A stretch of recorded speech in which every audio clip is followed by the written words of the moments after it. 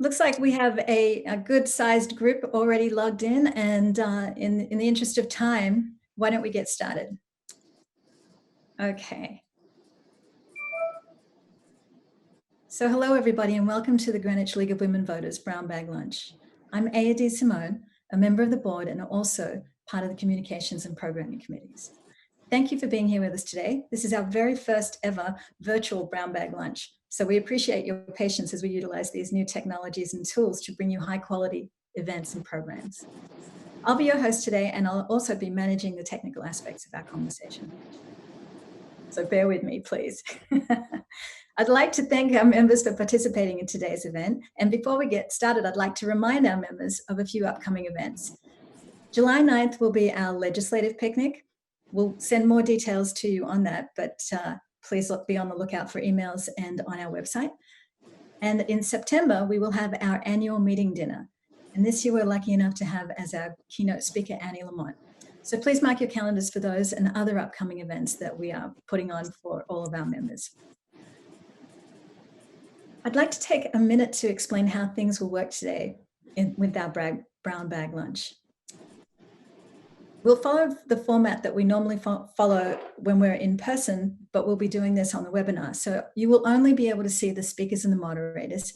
They will have audio and video control. Participants, however, will only have view-only mode.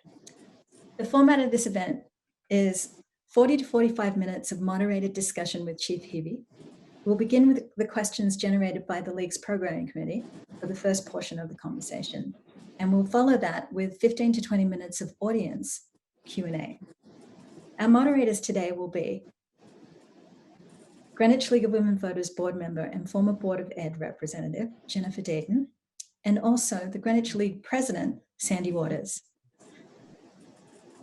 Our audience members will be able to submit questions at any time using the Q&A format at the bottom of your screen. If you're on a laptop, it's on the bottom right-hand side. If you're on a mobile device, you should look at the upper right-hand side of your mobile device. And you'll see a Q&A with two talking bubbles. That's where you will be able to type in your questions. Audience questions will be read by the moderators and answered as they come in, and we'll do our best to get through as many as possible. So now, without further ado, I'll turn over the conversation to our moderators, Jennifer and Sandy. Jennifer, over to you. Thank you so much, Chief Heavey, for being with us. We're so glad that you could spend some time with us today. And I'd like to begin by asking you to tell us a little bit about yourself, how long you've been with the Greenwich Police Department, and when did you become Chief of Police? Sure. Well, again, it's kind of, I appreciate the invite, and I'm speaking to a group of people who already are very engaged in the community, and we appreciate that. I can't imagine 100 years ago when other ladies were working on getting the right to vote that we'd be doing historical Zoom meetings. So I'm honored to be part of your first Zoom meeting locally. I've actually been at Greenwich. I grew up in Greenwich, and I've been a Greenwich police officer for, I hate to admit how many years, but 34 years. And hard to believe, too, I'll be completing 9 years as chief in November. Doesn't mean I'm going anywhere yet, but it's been kind of a whirlwind fast. 34 years just seems to have gone really fast. So like I said, I'm a local person. I went to school locally, and I fortunate enough to live in town. I'm going to tell you plenty of things about the department, but it reminds me about the fact that when I became a police officer, more than half of the officers lived in town, and that had a value added to them being involved in their community on an off-duty capacity, where right now, unfortunately, we have a dorm here because sometimes the officers have to stay overnight. We have a men's dorm and a women's dorm, and only about a dozen of us still live in town anymore, which is an unfortunate circumstance. But again, just one of the little statistics I'll share with you. Thanks so much. And how many officers are currently on the force? And about how many calls do you answer within a year? So the phone rings in 911 Center, which is the Greenwich Police Public Safety Dispatch Center, which is answered by employees of the police department. It rings about 100,000 times a year. Just last month, I was looking at the numbers. It was about 1,100 about 2,000 times there were, no, number is right, about 11,000 911 calls. But the 154 officers cover a lot of different areas, like our Marine Division. We have our own detective division. So our number sometimes it appears a little bit higher for a population of 62,000, but it also encompasses a fact that we're 50 square miles, so there's a lot of terrain to cover, and that we do have some specialty units that other agencies that are smaller don't have, and they have to rely on the state.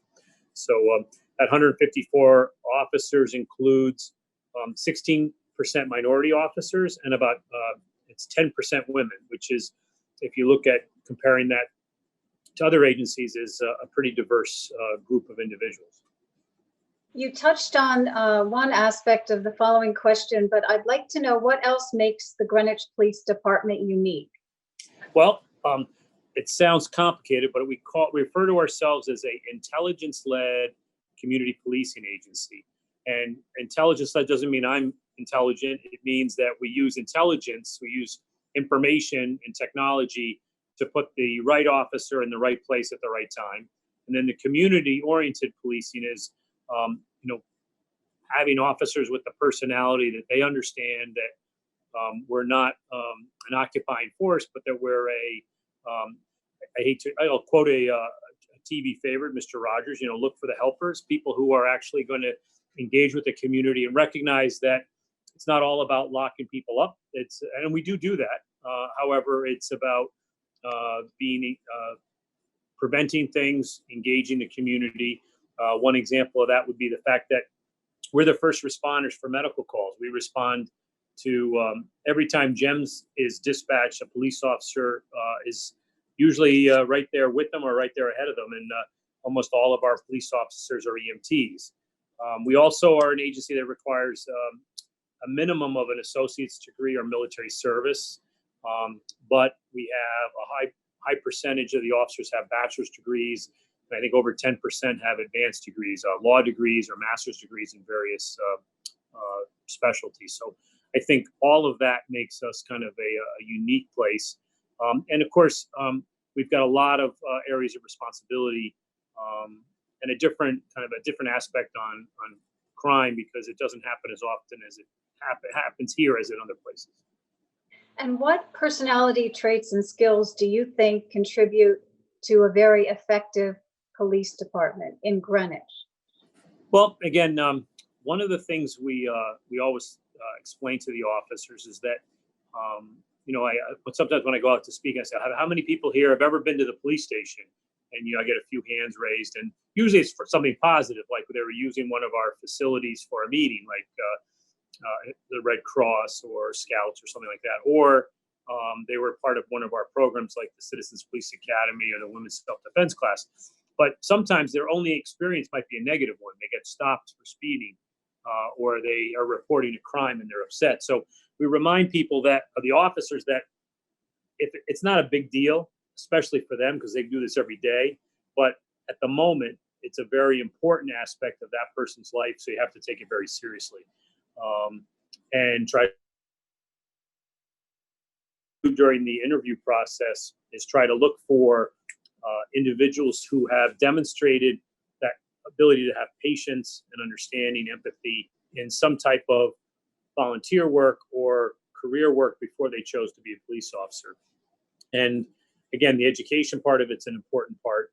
We find that there are, in departments where their education requirements are stated, there's a lot less complaints, a lot less lawsuits, those types of things. So very diverse group as far as where they come from and like I said, what their backgrounds are. And I think that makes us stronger. We're able to probably address 10 languages that our officers speak, that our community speaks. Not always the right officer going to that right call, but we try to match that up. Thank you. Over to Sandy. Community policing is in the news a lot these days. I've noticed that you've been quoted in the local newspaper as saying social justice matters as much to the police department as it does to community residents. I'd like to explore a little bit of your views on the nature of the relationship between the Greenwich Police Department and our community. Have there been many complaints issued against the police department recently? What's the history on complaints? I think one of the things that we're always talking about is that we're kind of making deposits in the bank of our relationship, our community police partnership, and that when bad things like this happen, like the homicide of Mr. Floyd over in Minneapolis, that really kind of was a big withdrawal on the national level from that community partnership that the police and the communities we serve have. I think fortunately for us, that we have a pretty good relationship with the community, but it can never be something that you can't continue to nurture and work on. There's always new people in town, new people developing a situation where the police get involved. So, like I said, we're it was abhorrent that we had to have watched that on video. And again, one of the things that it always reinforces in the command staff of the police department is making sure that we're doing everything we can with good training, of course, good selection of police officers, supervision, and that we reinforce that on a regular basis. Many professions, once you become whatever it is you become, you don't have to renew. You renew your license, maybe send in a check to renew it to state. But for the police department, the officers are mandated by state law to continue their education throughout their career. They have to stay certified. Every 3 years, we probably have to spend 100 hours or more a year with training so that they maintain all the current skills that they require, including myself. So everyone from the newest patrolman up to the chief have to be a certified officer. Okay. As far as complaints, like I said, we have an internal affairs section. We call it professional standards, and that's a division that's run by Deputy Chief Mark Marino. Again, we had already had a system in place, but mandated by state regulation a number of years ago. We have, you can report complaints by phone, by email. There's a civilian complaint form. We also have a compliment form too, because we get sometimes more compliments than we do complaints. And then we also made those available here at headquarters, but also at town hall in case somebody may have had a bad experience with the police and they're afraid to come into headquarters. So all of those reports, even the anonymous ones, are looked into, and occasionally officers are disciplined for that if it was a minor breach of our protocols. But most often, the discipline will also include retraining if necessary. And unfortunately, sometimes officers don't meet our standards, and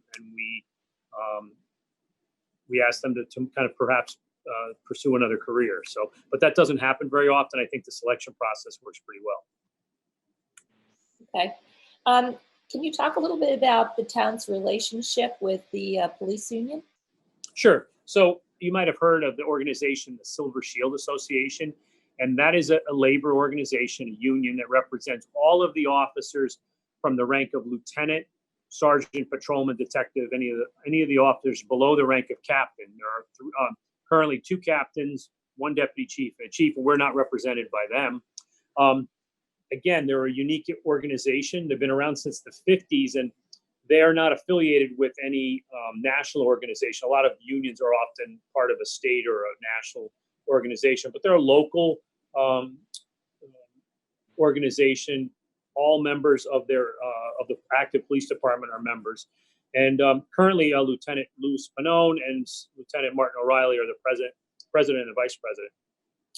They do a lot of good community work, but they are a union, so they have a union kind of obligation or job to take care of interest in their membership. And then they also do a lot of community things like sponsor the police explorers. They do a number of events. One of the Bicycles for Bees is one of them, where we often find bicycles in town that don't get claimed, and we have a great relationship with Dave Cycle, who fixes them up. And if a student improves their grades, the principal lets us know, and we're able to try to match that bike with a child who has improved their grades. And that's something that one good example of the Silver Shield. One of the other things they do, is they have a scholarship foundation, and they do a annual golf tournament and do scholarships for active duty police officers' children who are going to college. So generally, again, sometimes we are on different wavelengths as far as wages and benefits, and but overall, they assure that we follow the process that's in their contract and is in the statutes, and often guide their membership through the process. So I think overall we have a positive relationship with them. Is there anything in the contract with the Silver Shield that would prevent you from disciplining any of your officers? No, not at all. And I think one of the things that's it's well established the process. They get representation if an officer is investigated, so they can have someone from the union there to help them through the process. The union is basically there to assure that they're given their due process, just like anybody else. Because we have there's a law called there's a Garrity law, which compels public safety employees to give a fair and honest answering to a situation to their organization, even to the extent that it's protected. If there's a criminal matter, we have to bifurcate that. So if an officer is arrested for a particular violation, he'll have both a criminal process, and then he or she might also have an internal affairs investigation, and there'll be separate investigations to assure they get due process on both sides. Okay, great. Jennifer, it's over to you. How has the Greenwich Police Department in general been approaching the protests in town? Have they always been peaceful, and are there any instances where conflict was concerning to you? Sure. So again, if we hear of a circumstance where someone's going to have and we've had a number of very peaceful protests, probably 3 or 4 so far. We have there's another one Wednesday night. There's another one Saturday. Someone else has approached us to schedule something else. So what we look up, one of the examples was the boy at the high school who ran a fundraiser that was a walk from Riverside School to Greenwich Point and back. And what we do is we want to make sure that they do that in a safe manner. The best way to do that is to coordinate with their leadership to see what the parameters are, what they'd like to do, what we can allow them to do, not to infringe upon the rights of others, but also give them their First Amendment rights to assemble and have dialogue with people. So we assisted them getting down there safely, down to the point and back. It was well received. There's been a few protest rallies, both at Town Hall and one that was a week ago Monday that came here to the police station. We did speak with the protesters, and everything remained peaceful. There was no damage or any crime, although unfortunately, out of an abundance of caution, some of the local businesses did board up their establishments because of the unfortunate looting and criminal activity that occurred down in the city. So, but so far everything's been good. A lot of it has to do with communication and respect, and I think that overall people are recognizing that that's the type of organization we are. I think our local selectmen have also all been involved in representing, being there to engage those that have a big voice. I found that most of the people in these groups have been from Greenwich, and the other thing I've noticed is there are a lot of young people, which I think might be a good thing, that younger people are getting engaged at an earlier time in their community involvement. I think the only thing I would say is I'd hope that, because it is a burden of getting all the officers there, because we have to put extra officers on, and we have a number of things. We have to always think worst case scenario. I'm hoping that maybe we'll come up with something that is a positive use of all that energy. I think of some groups at the high school who often go help with at the homeless shelter in Stanford, and they do a number of other things that are a positive thing, where people from town can use their talents and time to make a difference, in addition to being vocal about their beliefs. And is Greenwich vulnerable to others coming into town to disrupt the protests? Well, again, it is always a potential. I guess part of my job is always thinking worst case scenario. So we do get sometimes people who will try to stir up a group, or they'll try to communicate on the internet that there's going to be a large crowd and that they have to try to stir that group up. So we have to protect the protesters. We have to identify any agitators who might have infiltrated, who might want to cause harm or hurt the protesters or the police. And then again, trying to look at overall what the best way to keep everybody safe. Sometimes you might have a counter protest, not this last event, but in years past, we've had protesters show up to protesters. So we identify the leaders, to explain to them the parameters so that they can do all the lawful things under the First Amendment, that they can have a voice, but that they respect each other. And I think sometimes it's actually a good thing for them to have that exchange. Thanks. Over to you, Sandy. So life has changed quite a bit since March with the coronavirus. How's that changed life for you in the police department? Well, the significant change is that we've had to move into, first of all of our officers are well trained, and because of our medical background, wearing a mask and responding to medical calls wasn't something new for us. We've been doing that for 20 years, and all the training paid off.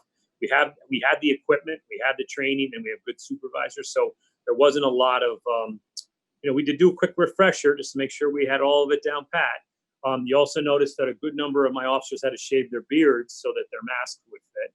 I already, just before I came on the Zoom call, had an email from an officer who over 30 years has had his beard and he wants to start growing it back. So we have to kind of figure out when we're going to do that. I'm hoping that there's a vaccine soon, but that changed the way we, normally people are in the police station all the time. We've been taking calls over the phone. We've been emailing accident reports to people. Crime and accidents went down because traffic went down. We did a lot of things while that time was slow, to reinforce the officers' training in how to respond. Fortunately, we've only had one officer test positive. It was not a workplace exposure, but he's recovered and returned to duty. But again, we want to make sure that they're safe in all the responses that they've had. We coordinate a lot of things with GEMS for all the medical calls, and they've been outstanding as far as taking care of people.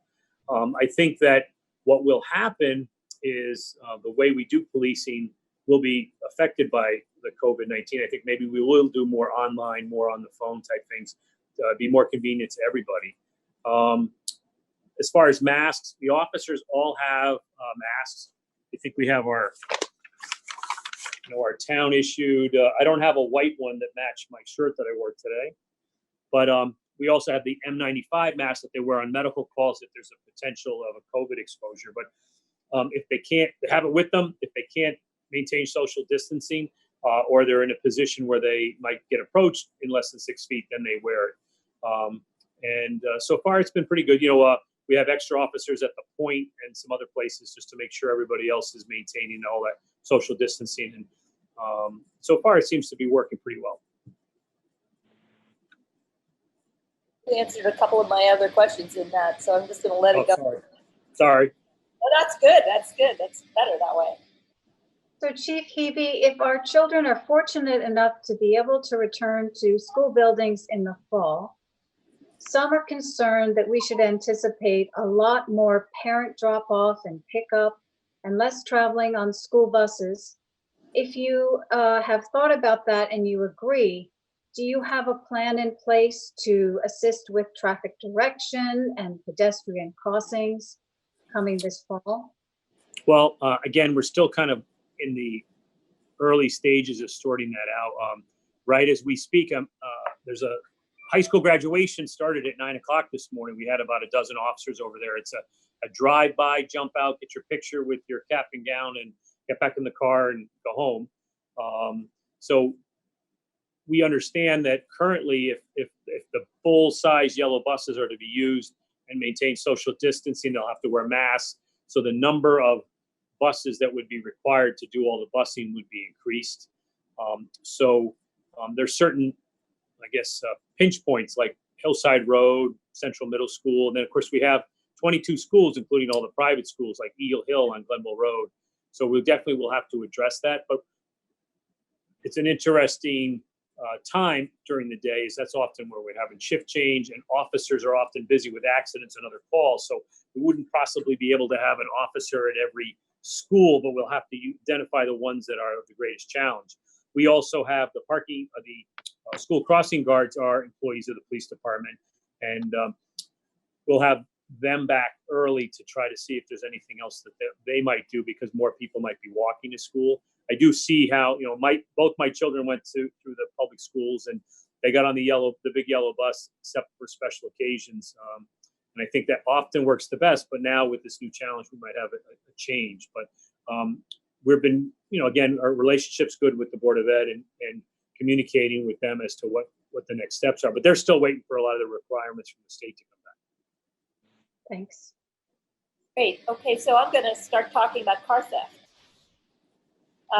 And there have been a rash of them in town, I know, and I know that a number of people are concerned that they may be easier prey for other types. So I see it. They're not showing up to them. So one of the commonalities with all the car thefts in Greenwich is that someone has left the key or the key fob in the car, and then they left the car unlocked. So if we were to say, let's not take, the police can't be blamed for leaving the keys in the car, we took all those off, we'd have 0 car thefts. And I understand people's driveways, mom leaves the car, she goes in first, dad goes in second, and then they switch out cars. Taking the keys out of the car and locking them would have eliminated that whole section of crime. And I'm always careful not to take credit for when the crime goes down, because if it goes up, you guys can blame me too. But last year we were the #1 safest city in Connecticut. This year we're number 7. And you know why? Because so many cars left Greenwich that weren't being driven by their owners. So it's that community and police partnership of, we have to police ourselves. That would be a great way to solve that one. How do you feel about a financial penalty for people who leave the keys? I've heard a couple of people say that, but you know what? We already pay a financial penalty, every one of us who pays car insurance. And like I said, I have 2 teenagers, so I know about that. My fleet at my house. I do have the police car. That one I don't have to pay for, but the other 3 I do. And we already pay in higher premiums because all these cars come back damaged. So I think perhaps maybe somebody, if your keys were in the car, that maybe they have to pay a higher deductible, or they have to pay the damage and the towing for recovering the car. But sort of like insult to injury. We've only had, I think, 2 instances in the last year where the people had the car stolen twice. And again, keys were in them both times. So. Okay, Jennifer, sure. Next. Heavey, I'd love to talk a little bit about the police department budget for 2021. Did the BET reduce the police department budget for next year? They did. They did, I know. And secondly, do you anticipate that the final approved budget will have an impact on your department, and if so, how? Sure. So the budget was revised to be about $22 million, which 96% of the budget for the police department is payroll. And since almost all of those members are in the union, they get a collective bargaining agreed increase. I think this year it's 2.05%. But so I have to pay that first, and then I have whatever's left to do operations, buy uniforms and equipment and all that type of stuff. So, my operation budget goes down every year because I have to continue to pay an increase in the salaries.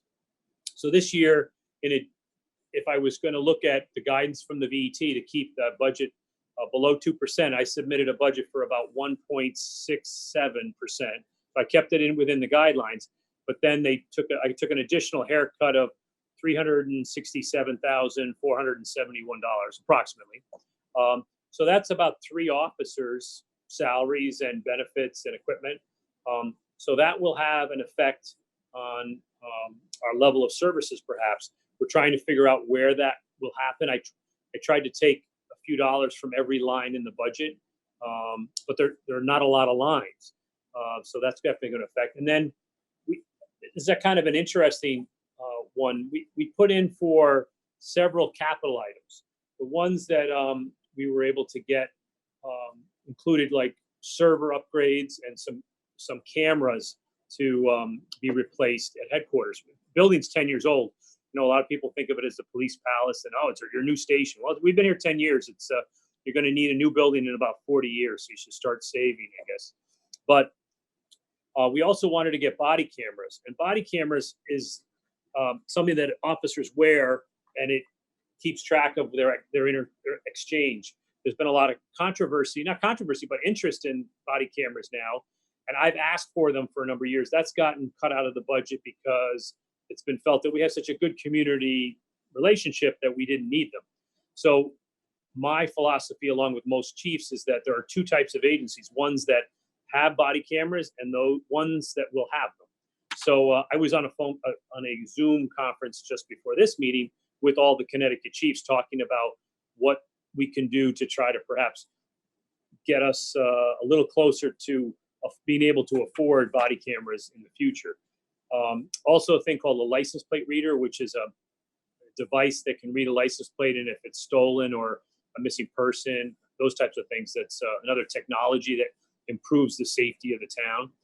But again, there were a couple items that were moved off of the capital, like we wanted to replace a motorcycle and some other equipment. So there will be some challenges, although I suspect that body cameras will finally come to the forefront due to the recent events, and not so much because we need them to keep the officers from doing something, but I think it'll demonstrate some transparency of the officers' actions to show people.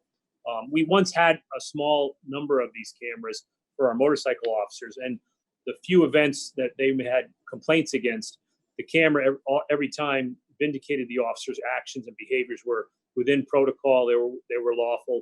The person was perhaps mad they got a ticket and made a complaint, but when you watch the video, they didn't have a complaint anymore. So my one thing as an old cop is that many people come up to me, that could be in the Stop and Shop in Glenville or at the library, and they might want to talk to me and say something. Now, if I have a camera on at all times, whenever I have interaction with the public, we may lose some of that personable part of communication, where someone might come up to me and say, hey, I know there's something going on over there, but they're be hesitant because of the camera. The other thing we have to consider is we go to medical calls. That's about 10% of our calls. And then we go to domestic violence situations. Sometimes the camera might be evidence, but again, the concern is to keep people's privacy. And a lot of the camera data is FOIable. So pluses and minuses. I think overall there's more pluses than minuses, than it is the wave of the, it's actually, it already is the current situation. We just don't have them yet. Great. Okay, so it seems as though there has been a spike in the use of in pedestrian and cycling uses of various roadways in town, especially during the coronavirus social distancing. Is that true, do you think?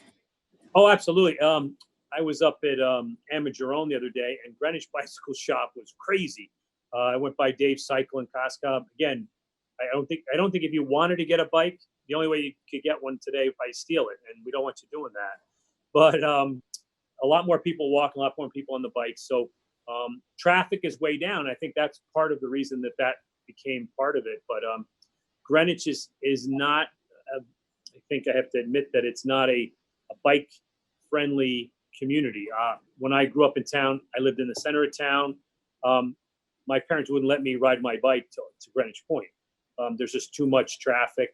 I live in Glenville now, and I'm a very slow jogger, but I would not try to jog up Riversville Road, which I did a couple of times years ago. I would never do again. It was more dangerous than being a policeman. So I think there are some things we could do, maybe add bike racks and try to have people more aware of that. Fortunately, we've had less accidents and less those types of situations because of the vehicle traffic being reduced. Great. Okay, Jennifer, off to you. Nope. You're muted. Sorry. This is where the technology takes in here. We all have to mute and unmute. There you go. I'm sorry, Chief Heavey, are there any other issues we haven't asked you about that you feel are important that merit a mention? Sure. Well, one of the things I thought might be worthwhile, and again, you guys already brought lock your car everywhere, every time. And, when you leave your newspapers in a pile over a couple of days, you might as well just take chalk and write "rob me" on the end of the driveway. So I'm always trying to get people to think about how they can be safer. But I'd love to mention just a couple of quick things. One is that we have a thing called CAP, which is the Community and Police Partnership. A lot of associations in town are members of that, but anyone can join. And I'll share that information with the league if there's somebody who wants to get involved with that. We have 2 SROs at the high school. We had one, and I had 2 there for training, and they loved it so much they took a second officer. That comes out of the police budget, not the Board of Ed, but we still think it's a valuable thing with 3,000 people being at the high school on a regular basis during the school year. Hopefully they'll all be back in school in September. And we have a couple of other programs that are important, like our Citizens Police Academy, which is a program where citizens get to learn about their police department. It includes a day on the pistol range, a day on the police boat. You get to ride with an officer for a couple hours, and you get to learn about crime prevention, domestic violence, accident investigation, rules of law. And I highly encourage that, especially if somebody's going to become involved in community leadership, they can find out about that. There's another thing we have called the JRB. We like using initials, Juvenile Review Board. And this is a restorative justice program for young men and women who've committed a minor nonviolent crime. They come before a board here at the police station. They sit out on the metal bench in the lobby. They get called in, and they explain what they've done. They explain what they've done to make restitution, and they make a contract with us and their parents so that they avoid arrest. And we have a very low recidivism rate in that group when we can engage them. A lot of times they need structure, they need maybe a job. Teenagers have a lot of free time, and sometimes that causes problems. But this Juvenile Review Board has been very positive. I mentioned license plate readers, or LPRs. That's a new technology that's coming out.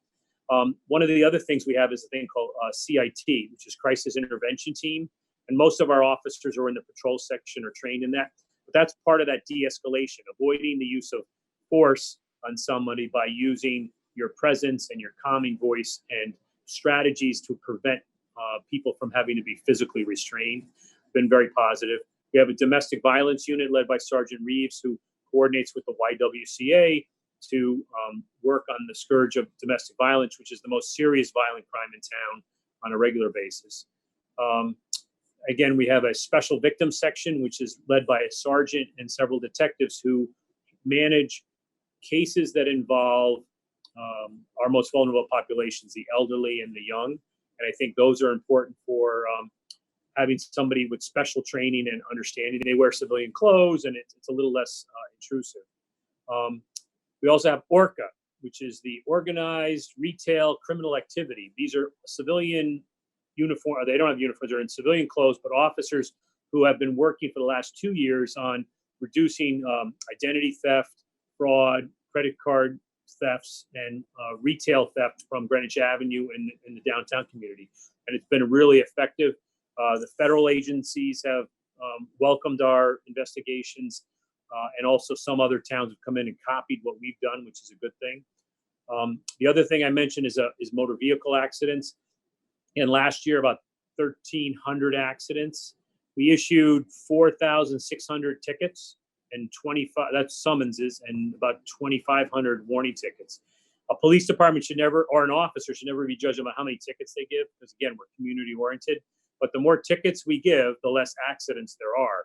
So we do try to have that be one part of the officer's efficiencies, because if we're addressing concerns about traffic safety, the less accidents there are, the less injuries there are, the less fatals there are. And we try to do that with that intelligence-led part, where we don't just go hide where there's an easy place to give out a ticket. We go look at where the accidents happen or where the speeding is reported and try to put them in the right place at the right time. So I think that's most of our stuff that we just going over the last couple of things that are important to us. And then again, the community engagement. So you can't do it alone. You have to have more people involved in paying attention to their neighborhood and their community. So.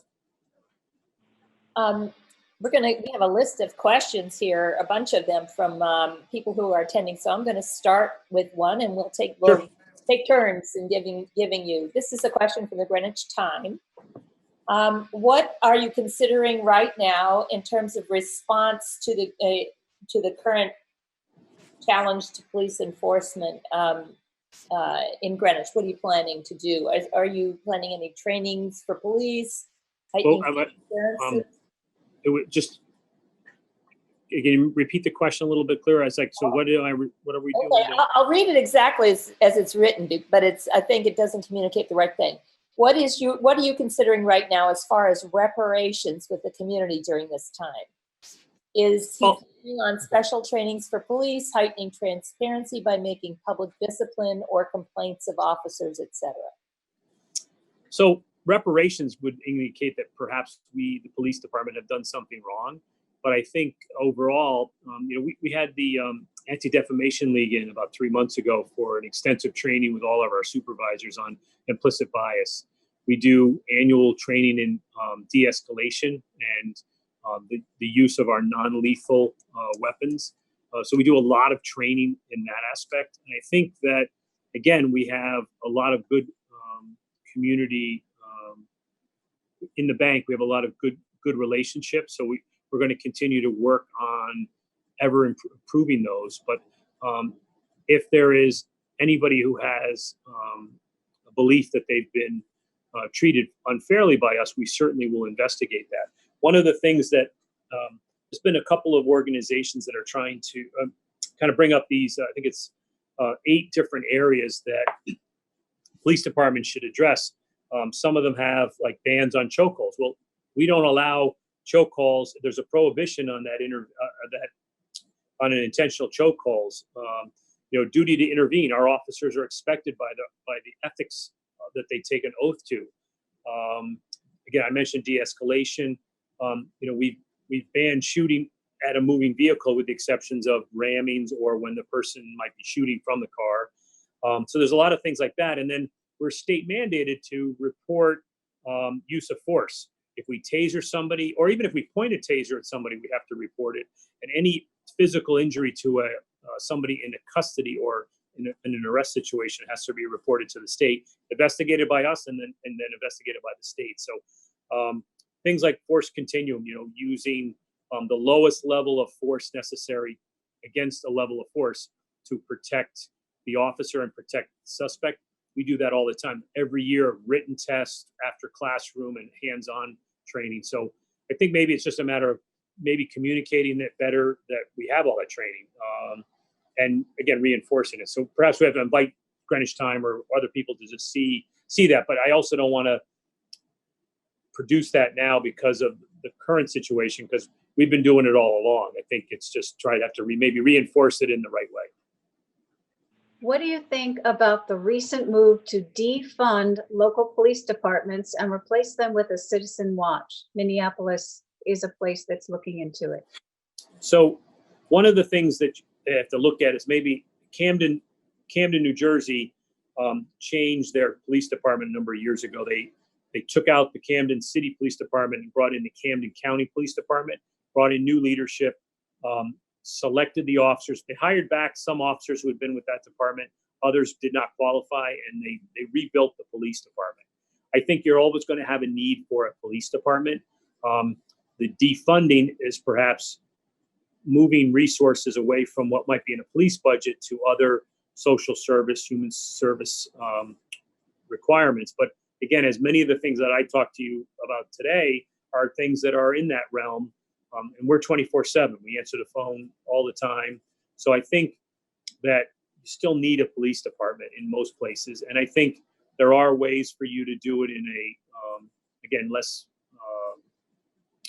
occupying type force, but a community-oriented police. It's a few years ago, there was a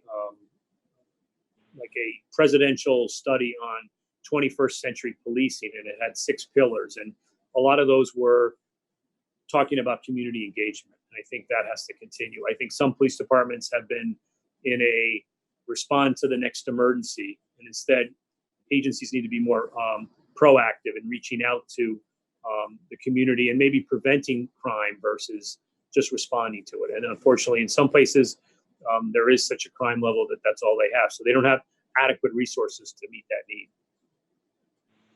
Is there a Connecticut law or federal law against people threatening police officers and their families? We have only the same protection as the community by the state statutes. There is no special protection. But one or two little exceptions is I have to pay taxes in Greenwich, and if you go to look me up in the computer, you can't. If you look up Jim Heavey, you won't find me. But the town always finds me by sending the bill. So that's one of those few things. Officers are also allowed to use headquarters as their home address on their license if they want to try to protect their family. You know, that's one of the things we maybe didn't mention. My wife she's home a lot, and my kids were home a lot. Now, my daughter's a nursing student in Boston working in Children's Hospital, and my son is a college student. But they had to put up with the challenge of being a spouse and the children of police officers. I don't think people realize sometimes that when you take this uniform off, that you're a human. I'm a father. I'm a son, and they think of us like as a set. We're not human. And I think a lot of that is because we have to be on guard, we have to be on duty. I have to wear my bulletproof vest.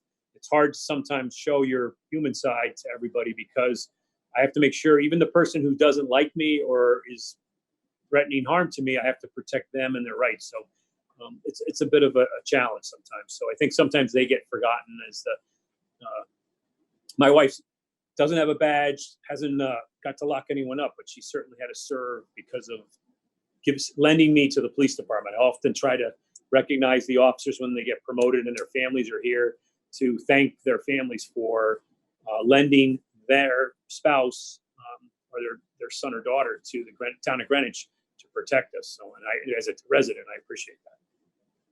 What process, formal or informal, is in place to collect feedback from communities of color in Greenwich about how they feel about policing in Greenwich? How is the Greenwich Police Department listening? So I don't know if there's a group per se that is collecting that information. I will say, however, that we do a great deal of outreach to all houses of worship, to the housing areas, both the resident representatives and the housing authority.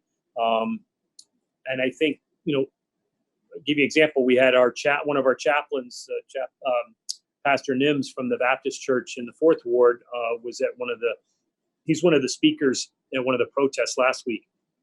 And any conduit of communication is taken seriously. So I guess we haven't particularly gone out after any particular group, but we perhaps maybe with the exception of youth, because we're always trying to do engagement with our different youth programs. But we certainly welcome that. If they can direct it to the chief's office. And again, I think online you can do a complaint or a compliment. You can give us information. You can do it anonymously. I think one of the things that I was thinking after this all happened, and we had already scheduled it with the League of Women Voters was way ahead of the curve, of course, is maybe do another town hall where I do similar what I'm doing today with a wider audience, perhaps, so people can call in and ask questions and find out more about their police department. Well, here's a goodie. How is it determined which crimes end up in the newspaper? Can residents pay to keep themselves out of the paper? Let me just finish the whole thing. Yep. It seems that with the amount of calls you get and the observation that minority shoplifting, robbery, mugshots are printed, many incidents involving Caucasians must be left out of the local press. This perpetuates negative beliefs about minority groups. Right. So, actually, let me see if I can find it. So let's see if this shows up. This is the police log. Doesn't show very well. You have to So, in front of yourself. So there's a police log, and the newspapers all come in and they read where we went and who we arrested, and they get all that information and they decide who they put in it.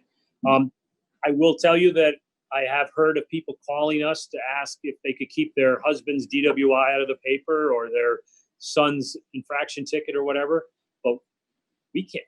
that again, that is freedom of the press is one of those important things. And we have a press briefing twice a week where the press comes in and we answer any questions they have about circumstances.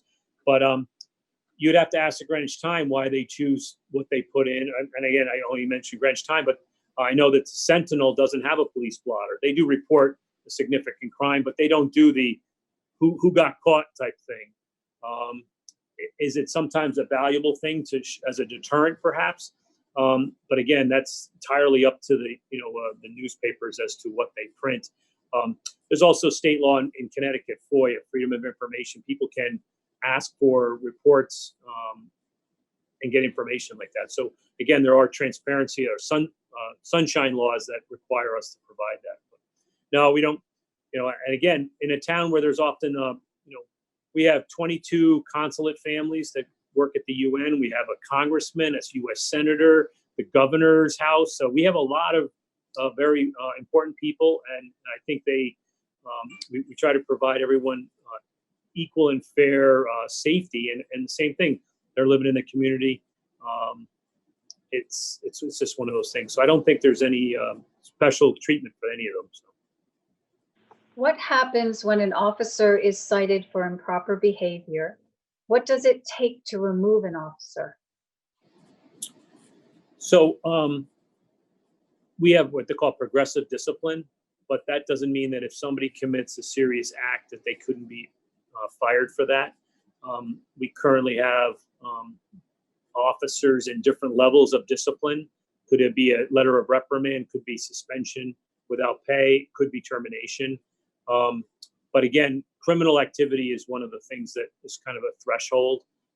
Some minor offenses can be retrained. Sometimes, though, if more than one incident occurs in a similar situation, we may not be able to do that. And then the officer is recommended for termination. It is a very labor-friendly state, so it is not easy. I have, in the course of being chief for 9 years, I have fired somebody, and the labor board has made me rehire them. I've also had a termination that I recommended to the first selectman, who is the police commissioner, that was overturned and reduced to a suspension. But there is, I think, a fair process for the officer involved, and there's also a process that's stringent enough to protect the community from an officer who might not be following the rules. Okay, this person is curious about policing at Greenwich High School, and before the schools went online, how many police served in the high school and how many arrests of students were there made in 2018, 2019? My understanding is that students of color are arrested at a higher rate than white students. What is being done to address this disparity? First of all, I would dispute that disparity. But I have to get the stats. I have lots of papers in front of me to be ready to answer all your questions, but I don't have those. I know that a few years ago, there was a high instance in the statistics reporting that more Hispanics were being arrested than whites or blacks. And what we did was we found that it was one Hispanic student had been arrested several times. So that's why it looked like there was a higher instance. We have 2 school resource officers who have a mission of providing safety and security to the school and education. And we actually have less arrests at the high school with 2 officers at the high school than we did when we had no high school. The whole SRO program, we used to go to the high school 180 times a year, which is basically once a day with a different officer, different circumstance. We had no relationship with them. We actually turned back money for a grant to get an SRO more than 10 years ago. And then we re-engaged with the Board of Ed and with the town to get a SRO in there, a school resource officer. And it's worked really well. A lot of times their presence prevents the criminal activity. I think there's less crime at the high school and less arrests because of their presence and because of the influence that they have working as a partner with the school administration. So I don't have the stats, but I'll look at them. I really don't believe that there is a higher propensity. There is a, when you look at percentages, you look at families with service needs, sometimes those can affect it as well. So if there is a an outlier or a number that shows that we're not doing, we certainly would look at that and say, well, why are there more? That JRB I mentioned, the Juvenile Review Board, I think that has a pretty good reflection of diversity in the candidates for it and the successful candidates. I'd say the only ones who haven't, we've had a little bit higher recidivism is white students who are involved in drugs. And other than that, most of the participants in the Juvenile Review Board have been very successful moving on. Given the reality of harassment, how is the department recruiting women for senior police officers, captain level, etc.? Well, we have had up to the rank of captain female police officers. Currently, we have several detectives and a sergeant. One of our the director of our training division, Debbie Vasiglio, is just retired and keeps promising me she's going to come back as a special police officer, which many of our retiring officers do. One of the things that we do when we go out to recruit, we go to colleges that have criminal justice programs and that have a diverse student population. Housatonic Community College, John Jay, and a number of those recruitings have been very successful. We also send female officers so they can speak to the women candidates to kind of explain to them what, we have the Mobile Crisis Center from the state who can respond for mental health issues. They respond from 8 in the morning to 4 o'clock in the afternoon, Monday through Friday. The police respond 24/7. So I think one of the things is that we do wear many hats. And can we be expert at everything? No, but I think we have sufficient training, experience, supervision, and tools to be at least the first responder to those types of situations. We have a great relationship with Human Services at the town, with the YW, with the Dubois Center, which is the state agency that handles mental health. Those things that make us, again, when the calls come in, they don't always come in during the day. So I think there's some opportunity for us to work together. So maybe as many of those calls aren't police calls, but I think for now we still need to respond to them. And if you're not going to have us respond to them, you have to try to figure out what kind of a manner that you can do so safely. DCF, for example, when they go to a house, they often call the police department to be there for overwatch to assist them in their investigations or in their actions that they have to take. And I think there would be some safety, some things lost if we didn't have the police involved in those. Okay, how often do you have physical conflict between a police officer and a member of the Greenwich community, and how often is force required to enforce the law? I don't have that number, but I think, remember, a use of force is almost anything past police presence. So, we have a use of force continuum. We sometimes have to put soft hands on someone to handcuff them. So that's a use of force, and that's, we handcuff somebody.